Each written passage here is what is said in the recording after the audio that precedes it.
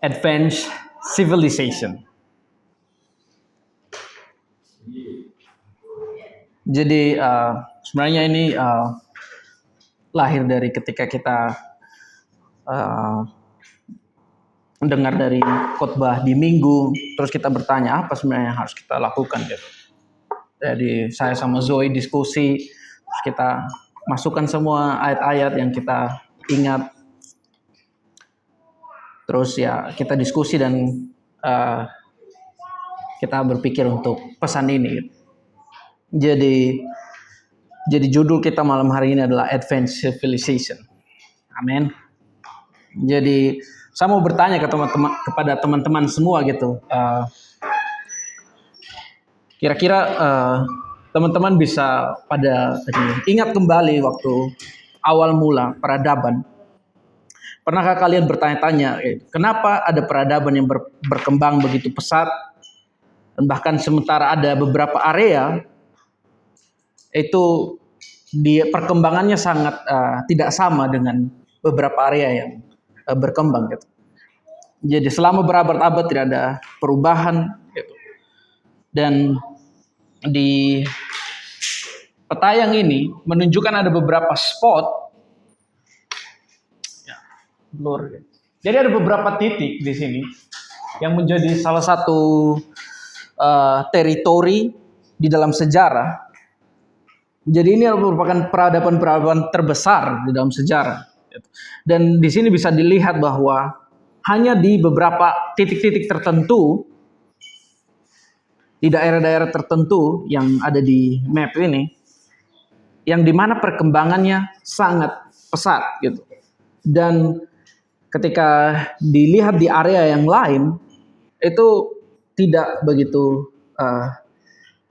pesat. Jadi di sini ini maps tentang the greatest ancient civilization. Jadi ada Egypt di situ, ada di titik itu Cina juga, dan di sini kita bisa lihat bagaimana ada daerah yang dimana memiliki perkembangan pesat dan juga ada yang jauh dari perkembangan atau tertinggal gitu. Jadi kemajuannya begitu-gitu aja gitu. Jadi pertanyaan saya gitu, mengapa justru daerah-daerah itu yang berkembang? Apakah mereka memiliki apa yang mereka miliki sehingga teritori yang letaknya tidak jauh dari spot itu tidak mengalami kemajuan yang sama? Jadi mungkin teman-teman bisa bayangkan bahwa kalau misalnya teman-teman kalian punya berada di zaman Menara Babel, ketika manusia mulai tersebar ke seluruh bumi, kira-kira kalian memilih tempat yang mana untuk memulai kehidupan baru? Kemana kalian akan pergi? Atau bagaimana kalian memulai sebuah peradaban? Apa hal yang pertama yang kita cari? Di Amsal 24 ayat 7,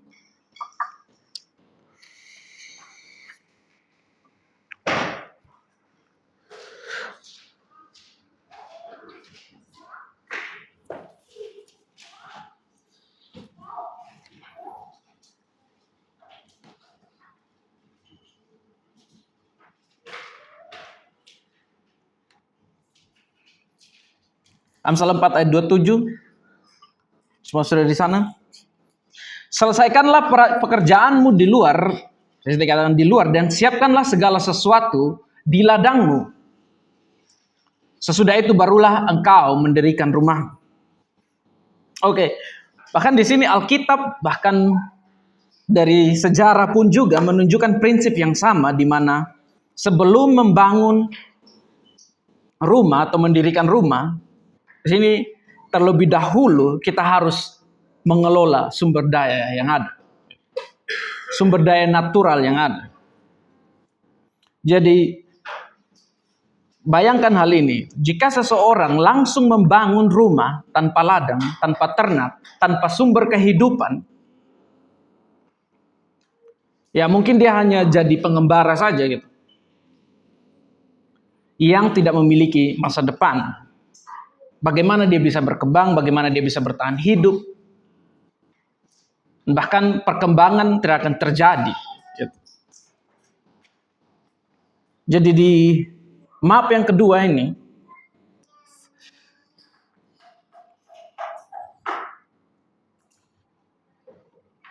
di sini kita lihat bahwa ini diketahui sebagai daerah paling subur yang ada di sini. Ini teritori yang paling subur.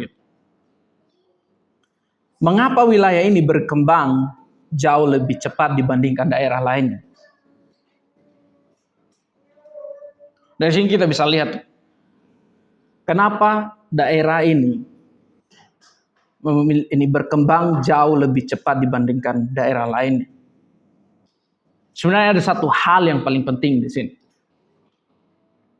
Ada satu hal yang juga menjadi kunci dari perkembangan, dari pertumbuhan, dan bahkan langkah pertama sebelum membangun rumah. Jadi kunci yang paling penting adalah air. Daerah ini memiliki akses air. Mereka dekat dengan akses air itu. Makanya di sini kita bisa lihat, kalau teman bisa research Fertile Crescent, teman bisa lihat bahwa daerah itu subur. Itu. Dan bahkan yang harus kita ketahui bahwa tanpa air, bahkan tidak ada ladang, bahkan tanpa air juga tidak ada pertanian, tanpa air tidak ada kota, dan bahkan tanpa air tidak ada kehidupan sama sekali. Di sini kita harus sadari bahwa air adalah sumber daya alam yang paling penting. Di mana di situ manusia bisa memperbanyak tanaman, mereka bisa tanam sayur, bisa tanam buah, bahkan tanam anggur, apapun itu. Dan juga mereka bisa melipat gandakan ternak yang ada. Mereka bisa beternak karena ada sumber air di situ. Masalahnya juga manusia tidak dapat menciptakan air. Air harus ditemukan di tempat sumbernya berada. Bahkan ini juga digambarkan di dalam kehidupan rohani kita juga. Kita tidak dapat menciptakan kehidupan. Kita tidak dapat menciptakan air. Kita hanya dapat datang kepada sumber kehidupan. Di Kejadian 26 ayat 12 sampai 15,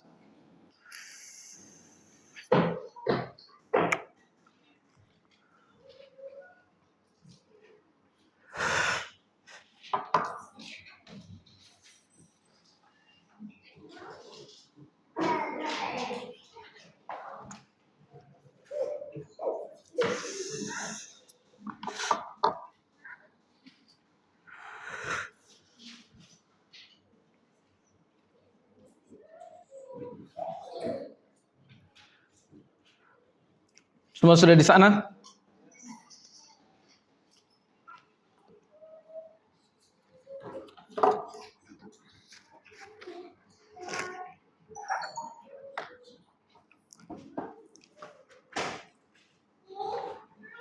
Ayat 12, maka menaburlah Ishak di tanah itu, dan dalam tahun itu juga ia mendapatkan hasil 100 kali lipat. Sebab ia diberkati Tuhan. Dan orang itu menjadi kaya, bahkan kian lama kian kaya, sehingga ia menjadi sangat kaya. Ia mempunyai kumpulan kambing, domba, dan lembu, sapi, serta banyak anak buah, sehingga orang Filistin itu cemburu kepadanya. Segala sumur yang digali zaman Abraham ayahnya oleh hamba-hamba ayahnya itu telah ditutup oleh orang Filistin dan ditimbun dengan tanah.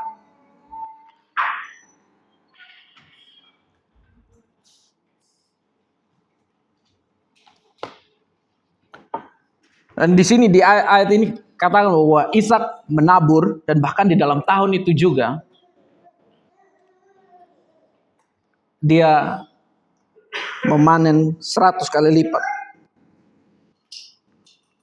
Dan juga ada orang Filistin iri kepada dia, dan bahkan mereka menutup semua sumur yang pernah digali oleh Abraham dan menimbunnya dengan tanah. Lihat di sini apa yang musuh lakukan di sini.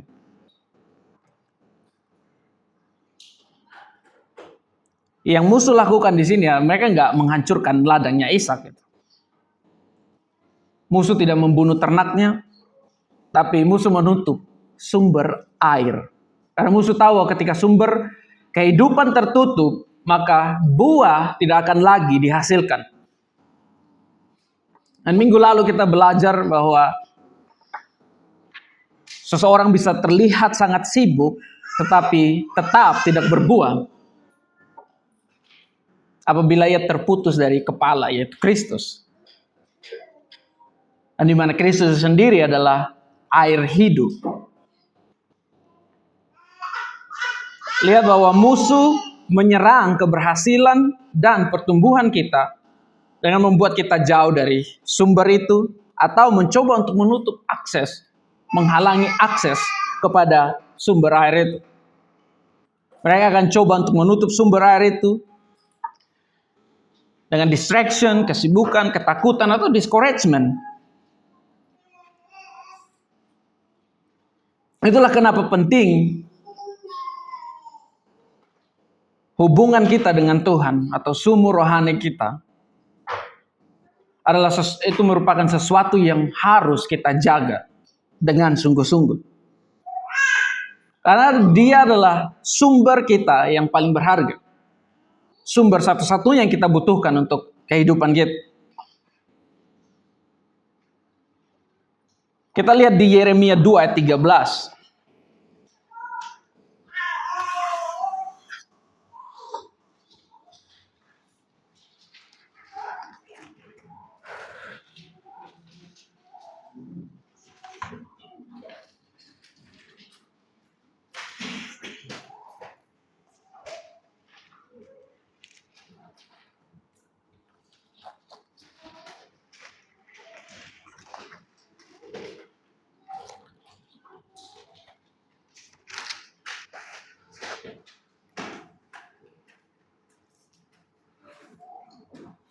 Semua sudah di sana?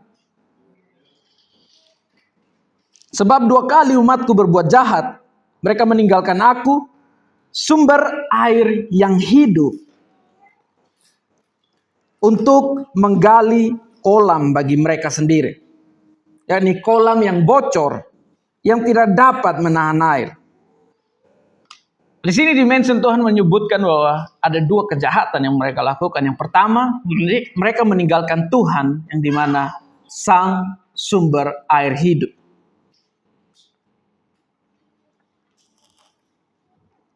Kita bisa lihat di sini bahwa dia betul-betul ngomong bahwa, mereka meninggalkan aku gitu. Padahal aku sumber air hidup. Dan yang menarik bahwa sumber air, kenapa dikatakan sumber air yang hidup? Karena itu adalah sebuah air yang terus mengalir dan bahkan tidak pernah habis. Ya. Dan Tuhan adalah sumber kehidupan yang tidak pernah habis. Dia setia, dia terus mengalir dan bahkan tidak pernah kering. Ya. Dan terkadang yang menjadi masalah adalah seringkali kita merasa lelah, kosong, dan kehilangan semangat. Karena ya sebenarnya kita memilih untuk menjauh dari sumber kehidupan itu. Dan yang kedua yang dimention di sini loh, mereka menggali kolam-kolam mereka sendiri. Di bahasa Inggris itu disebut cistern. Yang dimana itu dipakai untuk menampung air, dibangun untuk menampung air. Jadi ketika hujan turun, semua tampungan air akan mengalir ke tempat itu.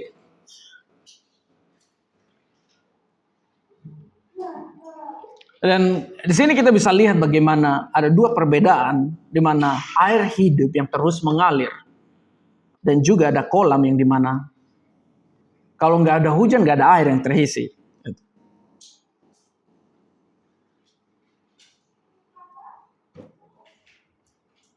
Dan di sini terkadang ini sebenarnya identik di mana kenapa mereka memilih untuk menggali bahkan membuat kolam mereka sendiri.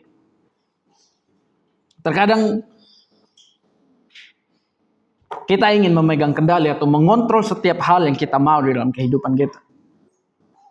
Dan di sini kolam merepresentasikan hasil usaha manusia, dan bahkan kolam juga di sini melambangkan agama yang tanpa hubungan pribadi dengan Tuhan. Dan kolam itu sendiri tidak mampu menampung kehidupan yang sejati. Dan kita lihat, coba riset sedikit tentang yang pertama, ya memang kolam itu ada air, gitu. Tapi itu bukanlah suatu air yang fresh, dan bahkan itu tertampung di dalam bak itu sendiri, gitu. Dan bahkan ada kemungkinan ada alga atau ada banyak hal yang tumbuh di dalam itu yang ketika dikonsumsi itu bisa berdampak sesuatu bagi tubuh kita, yang bisa menyebabkan penyakit, gitu. Dan bahkan dikatakan juga kolam yang mereka gali ini ada bocor, gitu. Dan di Yohanes 4 ayat 10 sampai 14,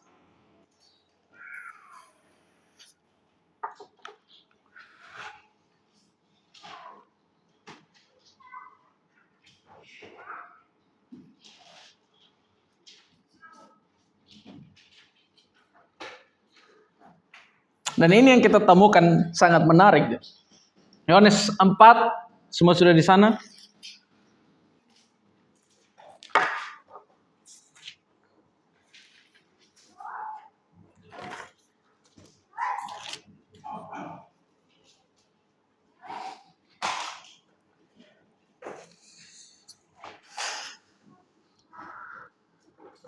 Jawab Yesus kepadanya, "Jikalau engkau tahu tentang karunia Tuhan, siapakah dia yang berkata kepadamu, berilah aku minum? Niscaya engkau telah meminta kepadanya dan ia telah memberikan kepadamu air hidup." Kata perempuan itu kepadanya, "Tuhan, engkau tidak punya timba dan sumur ini amat dalam. Dari manakah engkau memperoleh air hidup itu?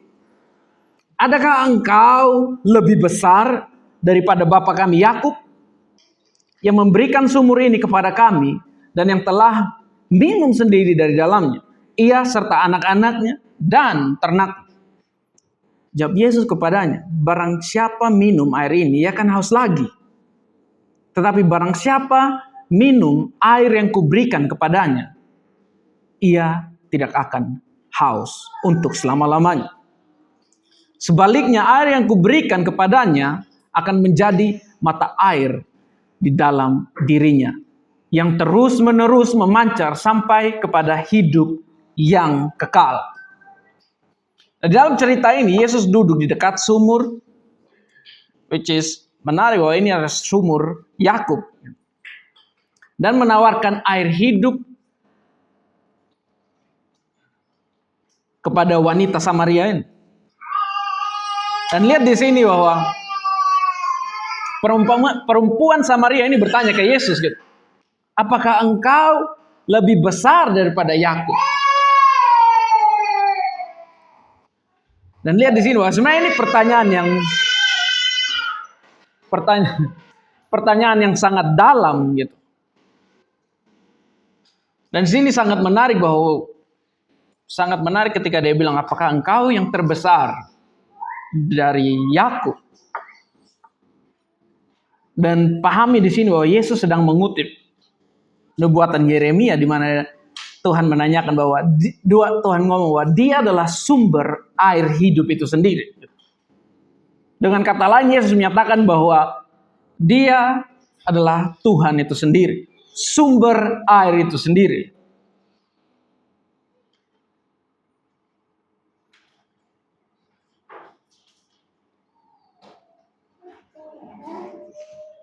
Yesus jauh lebih besar daripada Yakub. Dan lihat perkataan yang dia katakan di sini, "Barang siapa minum air yang kuberikan kepadanya, ia tidak akan haus untuk selama-lamanya.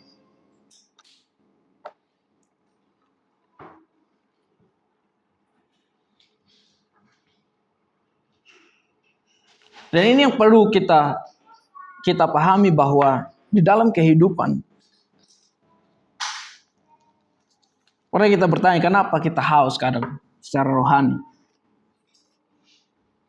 Masalahnya bukan pada sumbernya, tetapi terkadang kita sedang berada jauh dari sumber air. Mungkin bukan karena Tuhan berhenti mengalirkan hidupnya. Mungkin kita yang telah meninggalkan sumber air itu.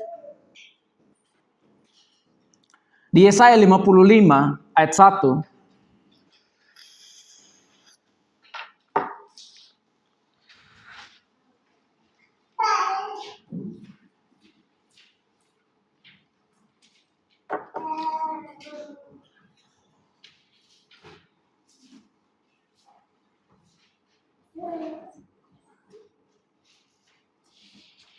dikatakan bahwa, ayo hai semua yang haus, marilah dan minumlah air. Dan itulah kenapa saya bilang bahwa di hari Minggu kemarin sebenarnya undangan bagi kita semua datang kembali ke Dia, connect lagi ke Dia, sehingga kita bisa minum air kehidupan. Undangan Tuhan selalu sama. Datanglah kepadanya. Karena hanya Dia yang mampu memuaskan dahaga dan bahkan jiwa kita sendiri. Jadi ingat bahwa sumber air itu sendiri, itu merupakan sumber kehidupan. Itu menopang kehidupan dan bahkan menopang pertumbuhan bagi kehidupan kita dan bahkan bagi keluarga kita. Itulah kenapa penting untuk menemukan sumber air itu. Itulah kenapa penting kita duduk dan mendekat untuk kita bisa minum dari air kehidupan itu.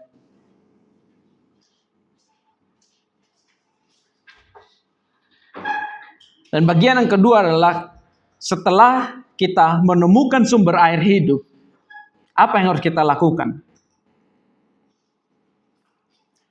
Apakah kita langsung harus membangun atau ada hal lain yang kita harus lakukan? Mari kita lihat di Lukas 14 ayat 28 sampai 30.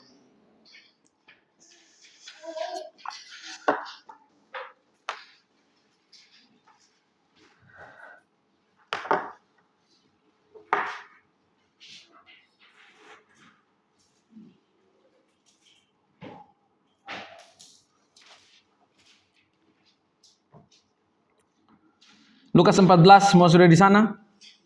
Sebab siapakah di antara kamu yang kalau mau mendirikan sebuah menara, tidak duduk dahulu membuat anggaran biayanya.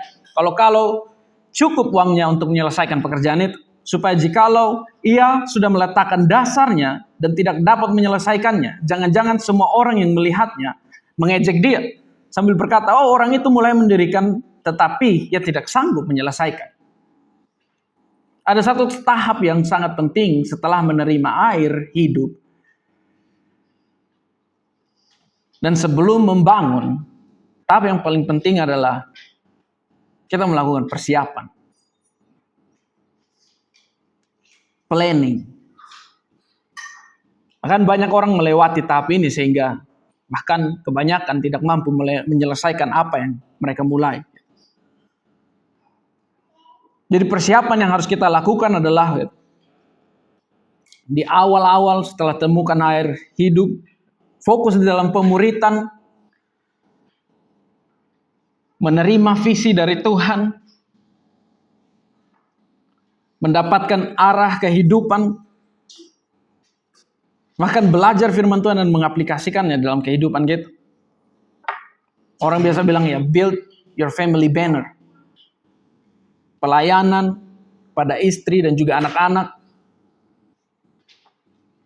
Bahkan di dalam persiapan ini juga membantu kita membentuk karakter, di mana kita bisa melatih indera rohani kita. Dan kita bertumbuh menuju kedewasaan rohani. Bayangkan bahwa kita membangun sebuah gedung, tapi kita nggak punya gambar kerja. Bahkan kembali lagi ke cerita Nehemia kemarin, dia melihat secara keseluruhan, terus dia tahu area-area penting mana yang harus dia bangun. Dia melakukan persiapan, mengerahkan semua pasukannya. Kita perlu melakukan persiapan, dan bahkan di rumah ini kita punya akses. Dan bahkan pemimpin akan membantu kita juga di dalam persiapan ini. Mereka terlibat juga.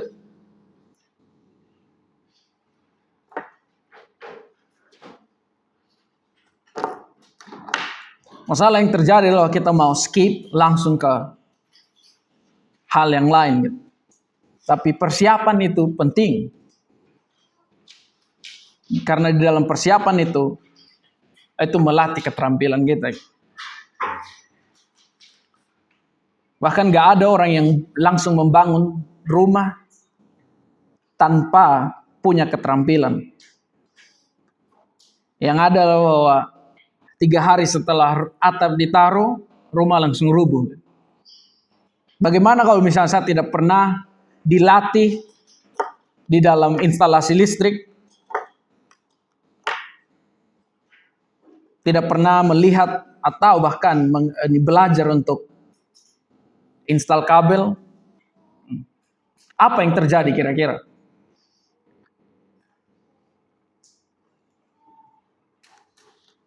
Mungkin ada yang colok mesin saset terus sentuh bagiannya kesetrum atau kebakaran meledak di Royal. Dan tanpa persiapan atau latihan, semua hal ini itu mustahil untuk berhasil. Bahkan Yesus pun sendiri menghabiskan 3 tahun untuk mempersiapkan murid-murid. Dan bahkan mengutus mereka. Di 2 Timotius 2 ayat 20 sampai 21.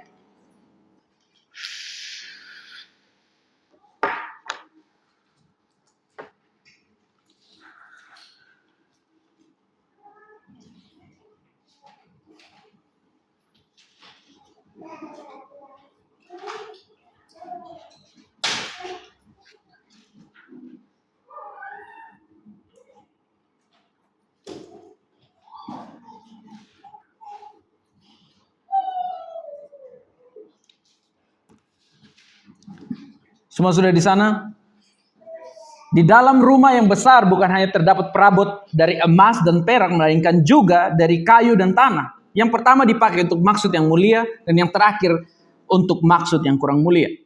Jika seorang menyucikan dirinya dari hal-hal yang jahat, ia akan menjadi perabot rumah untuk maksud yang mulia. Ia dikuduskan, dipandang layak untuk dipakai tuannya, dan disediakan untuk setiap pekerjaan yang mulia. Dan di sini kita bisa lihat bagaimana betapa penting juga di dalam bagian persiapan kita perlu mengetahui tujuan Tuhan bagi kehidupan kita. Kita perlu mengetahui tujuan Tuhan bagi hidup kita di dalam rumahnya, agar kita dapat diperlengkapi menjadi alat yang berguna bagi kerajaan. Akan tanpa kita mengetahui bagian yang mana kita sebenarnya ya, tanpa visi, tanpa persiapan, bahkan bagaimana kita bisa diperlengkapi. Itulah alasan kenapa Tuhan mengingatkan pada kita bahwa sebenarnya sumber air itu sendiri akan membantu kita. Dan di dalam hal itu step yang paling penting adalah langkah kedua, kita persiapan. Kita tanya Tuhan apa bagian itu. Apa tujuan Tuhan di dalam kehidupan kita.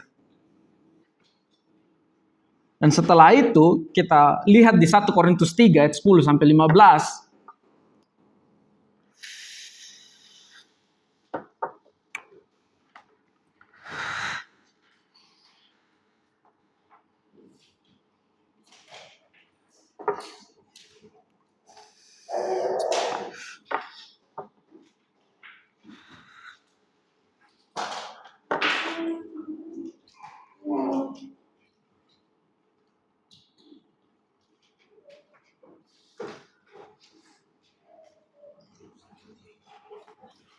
Sesuai dengan kasih karunia Tuhan yang dianugerahkan kepadaku, aku sebagai seorang ahli bangunan yang cakap telah meletakkan dasar. Dan orang lain membangun terus di atasnya, tetapi tiap-tiap orang harus memperhatikan bagaimana dia harus membangun di atasnya. Karena tidak ada seorang pun yang dapat meletakkan dasar lain daripada dasar yang telah diletakkan, yaitu Yesus Kristus. Entah orang membangun di atas dasar ini dengan emas, perak, atau batu permata, kayu, rumput kering, atau jerami, sekali kelak pekerjaan masing-masing akan nampak karena hari Tuhan yang akan menyatakan. Sebab ia akan nampak dengan api, dan bagaimana pekerjaan masing-masing orang akan diuji oleh api itu. Jika pekerjaan yang dibangun oleh orang itu tahan uji, ia akan mendapatkan upah. Jika pekerjaan terbakar, ia akan menderita kerugian, tetapi ia sendiri akan diselamatkan. Tapi seperti dari dalam api.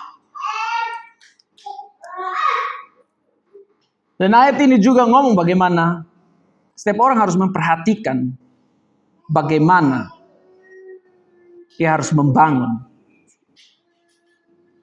Kita lihat di Efesus 4 ayat 16.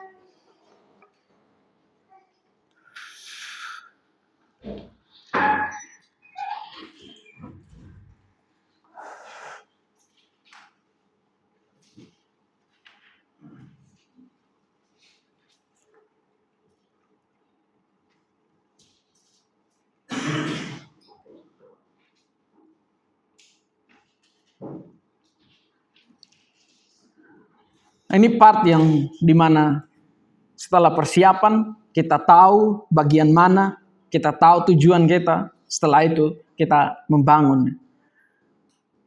Efesus 4 ayat 16, daripadanya lah seluruh tubuh yang rapi, tersusun, dan diikat menjadi satu oleh pelayanan semua bagian sesuai dengan kadar pekerjaan tiap-tiap anggota, menerima pertumbuhannya dan membangun dirinya dalam kasih.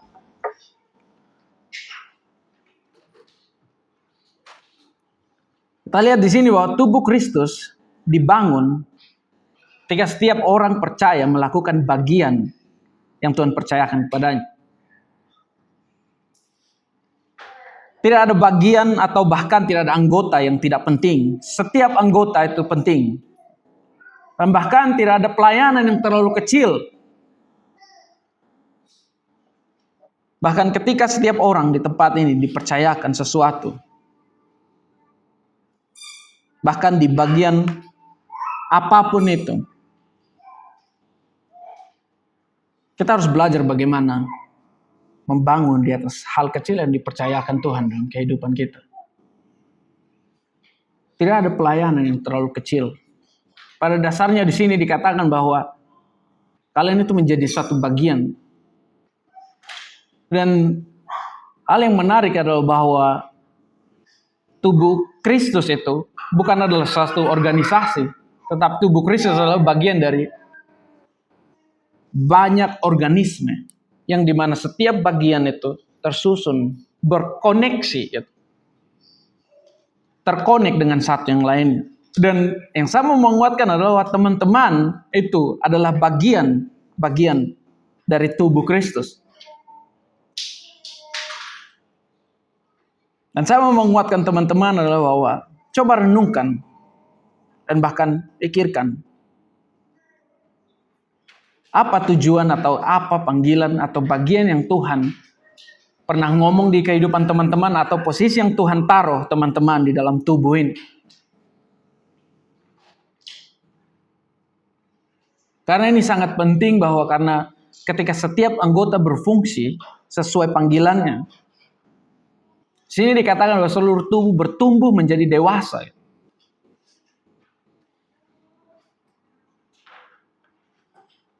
Tapi ketika setiap anggota tidak berfungsi atau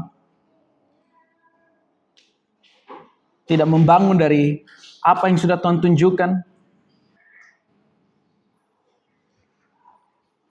maka tubuh tidak akan berfungsi sesuai dengan apa yang seharusnya.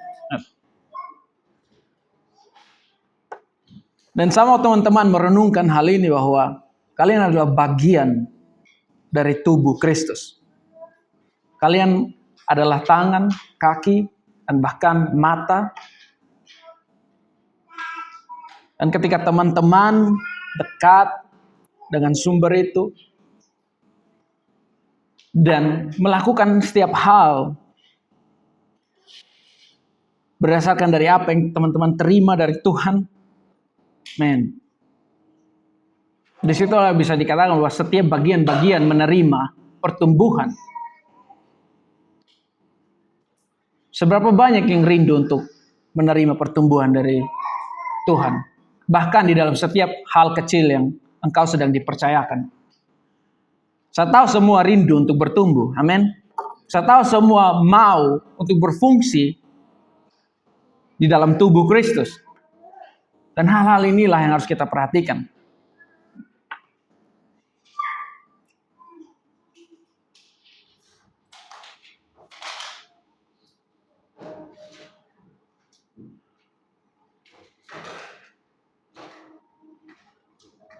Dan hal yang terakhir bahwa apa yang terjadi ketika kita menerima visi dari Tuhan, ketika kita mengetahui panggilan kita, ketika setiap anggota bertumbuh dalam setiap bagian yang Tuhan panggil. Mazmur 133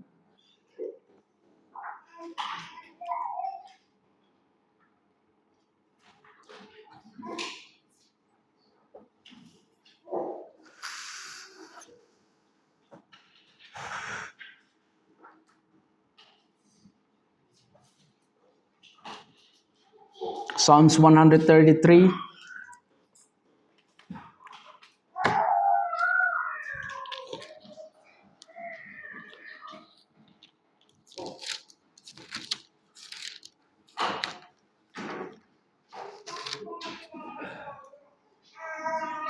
Semua sudah di sana?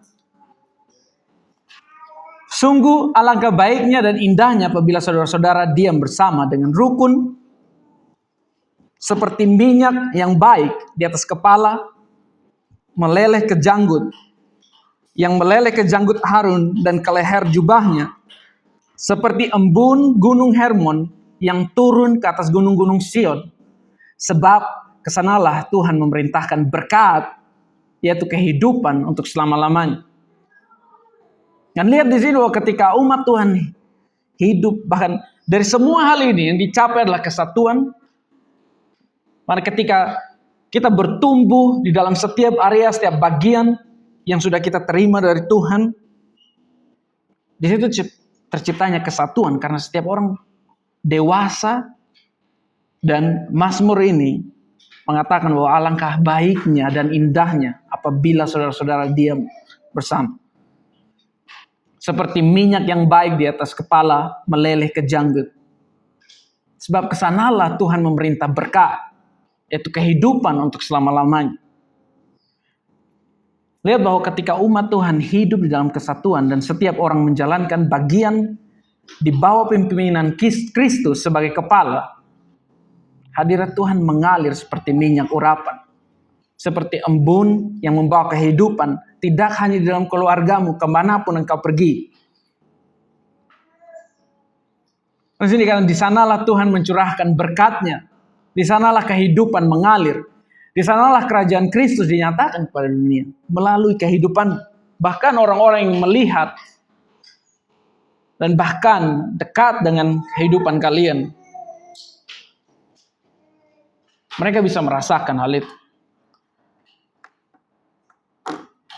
Dan ketika kita kembali melihat apa yang terjadi dengan wanita Samaria itu, dan kehidupan mengalir dan bahkan membawa orang ke Kristus itu sendiri.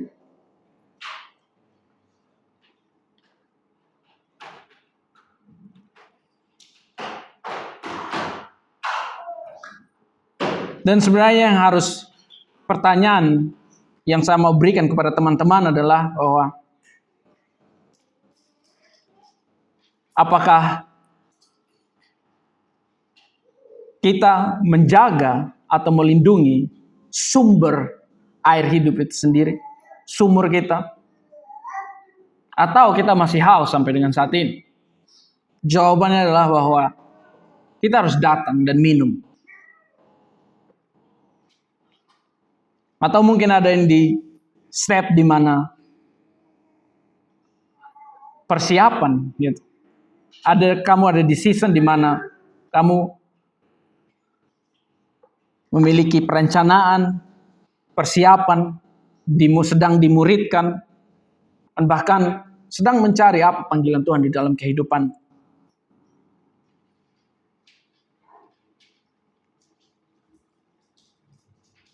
Saya mau menguatkan teman-teman bahwa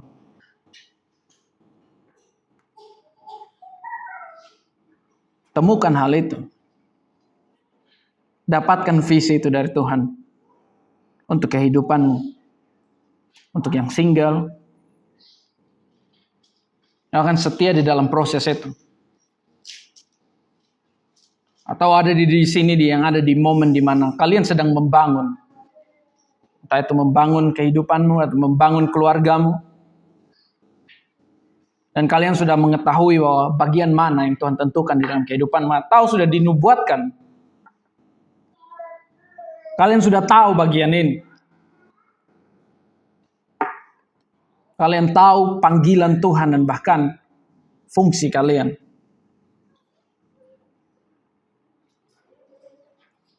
Kerjakan hal itu. Berfungsi di dalam hal itu.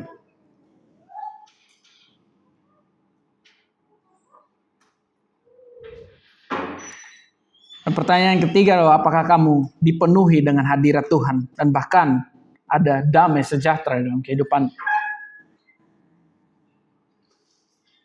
Apakah kamu merasakan hadirat Tuhan atau berkatnya dimanapun kau pergi? Biarlah hal itu mengalir dari kehidupan kalian.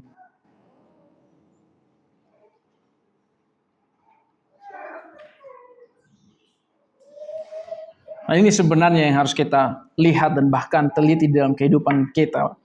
Di area mana, di stage mana kita. Apakah kita ada di dalam proses persiapan, apakah kita ada di dalam proses pembangunan. Karena kita tahu bahwa Tuhan memanggil komunitas ini bukan hanya saja untuk Jogja. Ada satu hal yang besar untuk komunitas ini. Kita punya India. Dan ada satu hal yang penting di mana Tuhan mengingatkan kembali kepada kita. Oh, hey, kembali. Connect lagi sama dia. Jaga sumur kita. Bahkan dapatkan visi itu. Berfungsi di bagian di mana Tuhan panggil kita. Dan bahkan tempat ini, bahkan bukan hanya saja menjadi tempat di mana berkat Tuhan mengalir, dan bahkan ketika kita berkumpul bersama-sama, kemanapun kita pergi, kehidupan itu mengalir di dalam kehidupan kita. Dan bahkan kemanapun kita pergi, siapapun yang kita berbicara, entah itu outreach atau kita ke mall, kalian bisa mengalirkan itu ke setiap orang. Amin. We can go to Psalm 42. Mazmur 42. As we close,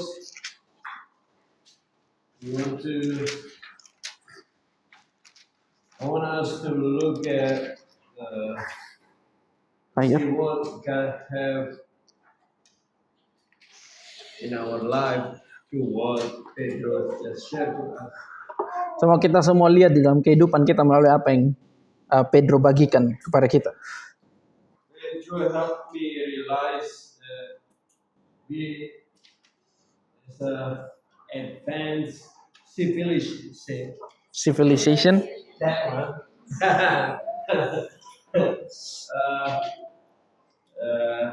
In whole history of humanity. Dalam seluruh kehidupan manusia. And we want to build something that really strong and good for the kingdom of the Lord, right? Kita mau membangun sesuatu yang sangat kuat dan baik untuk kerajaan Tuhan. We want to build also our life to be like that. Kita mau membangun kehidupan kita untuk menjadi sama seperti itu. But we often try to rush to the construction phase. Kita terkadang mau lebih cepat-cepat untuk masuk kepada bagian konstruksi. Like doing, Lalu suka melakukan sesuatu, surveying, melayani, gitu. building immediately. Langsung kepada bangunan itu sendiri. Build something. Mari kita membangun sesuatu Without first tanpa sure or ensuring our foundation. memastikan pondasi kita. But also sometimes when we think about foundation, we think about part of the building also. Dan terkadang ketika kita berpikir tentang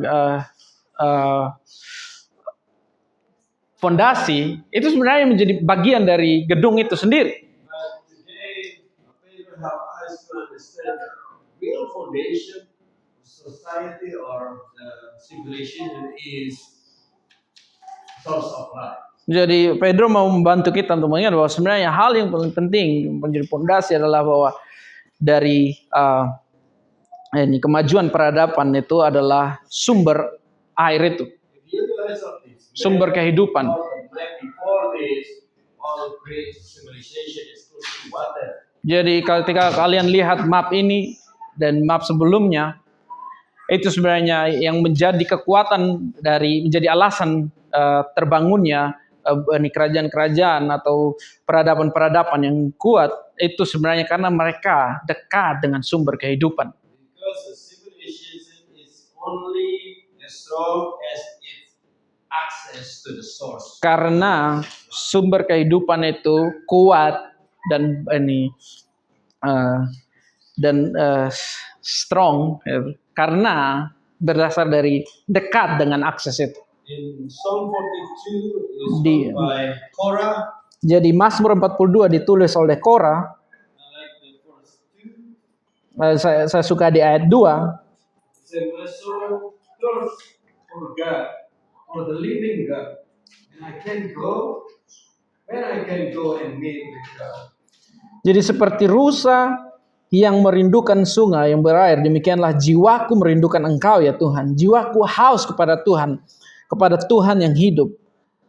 Bilakah aku boleh datang melihat Tuhan?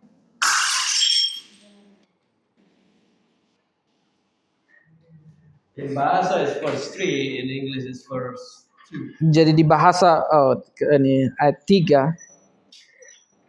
So, for me interesting because this definitely expression of Korah that I need you Lord as like the source of the living water. Jadi ini adalah ekspresi dari Korah di mana Tuhan, aku membutuhkan Engkau sumber dari air kehidupan itu. But also the scripture show to me that Korah really know who is their source of living. Tapi juga di ayat ini juga menunjukkan di mana Korah itu tahu siapa sumber air ini. And we can see from what we learned today. Kita bisa melihat dari apa yang ini kita pelajari malam hari ini. Let's see our spiritual life today. Mari lihat kondisi rohani kita hari ini. Pedro help us to understand that first thing is we need to make sure our source. Jadi ini Pedro membantu kita memahami hal yang pertama itu adalah memperhatikan sumber kita. Before you build, Sebelum kita membangun, you need to drink. kamu perlu minum. Say drink. Katakan minum. Drink. The question will be, are you still connected to the living water? Pertanyaannya adalah apakah kamu masih terus terkonek dengan sumber air kehidupan? Or have you start digging a well? Atau kamu mulai menggali ini sumur The enemy probably closed already. yang musuh ini sudah menutupnya. Remember, you cannot create the life you need if you're not really connected to the source of life. Ingat bahwa kalian tidak bisa menciptakan kehidupan yang kalian butuhkan kalau kalian tidak terkonek dengan sumber kehidupan. Second, also we learn about embracing the planning today. Dan juga yang kedua, kita juga mempelajari bagaimana menghargai perencanaan. Most Christian when they want, oh yes, Jesus is the living God, I want to get the life from God, but they don't like the life God gives. Ya, dan di mana terkadang banyak orang Kristen bilang, oh aku tahu Tuhan adalah sumber hidup, aku mau kehidupan itu, tetapi mereka berakhir di mana mereka nggak suka kehidupan yang Tuhan punya. Embracing the planning of the life that God gives. Mereka nggak mengindahkan rencana dan juga kehidupan yang Tuhan berikan. This season of the life that God gives you, may including prayer, may including disciples, may including discipline. Jadi terlepas dari semua hal yang Tuhan berikan di dalam kehidupanmu, dari itu permuritan, disiplin, Because you cannot finish the building without counting the cost. karena kamu nggak bisa menyelesaikan bangunan itu tanpa memperhitungkan biayanya. There's always a cost to build something. Karena pasti ada harga atau biaya untuk membangun sesuatu. So there is a training and discipline. Itulah kenapa ada pelatihan dan disiplin. And also the step that Pedro helped us to understand today is build our calling. Jadi ini step yang penting juga di mana ini sampaikan malam hari adalah di mana menggenapi panggilan kita. Function in specific calling that God gives. Berfungsi di panggilan spesifik yang di mana Tuhan berikan kepada kita. It's bring us to the life that we build more deep to the body. Itu yang akan membantu kita di mana kita More deep. ya sehingga kita bisa lebih dalam dan berakar. Yeah.